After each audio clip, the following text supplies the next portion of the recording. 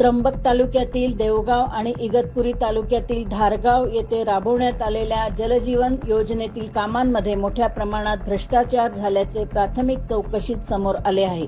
चौकशी समितीने योजनेची पाहणी करताना असे लक्षात आणले की 3 फूट खोल पाईपलाईन टाकण्याचे बिले तयार करण्यात आली असताना प्रत्यक्षात केवळ अर्ध्या फुटावरच पाईप टाकण्यात आले।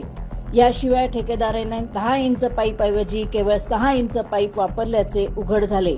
विशेष म्हणजे मूळ ठेकेदाराने काम न करता ते दुसऱ्याच व्यक्तीकडून करून घेतले आणि अत्यंत निकृष्ट दर्जाचे काम करूनही सुमारे 65% रक्कम त्याला देण्यात आल्याचा आरोप आहे।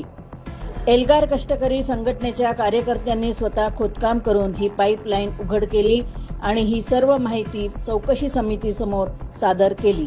त्यांच्या म्हणण्यानुसार या बोगस कामासाठी काही अधिकाऱ्यांनी थेट पाठीशी घातल्याचा संशय आहे। ही केवळ प्राथमिक चौकशी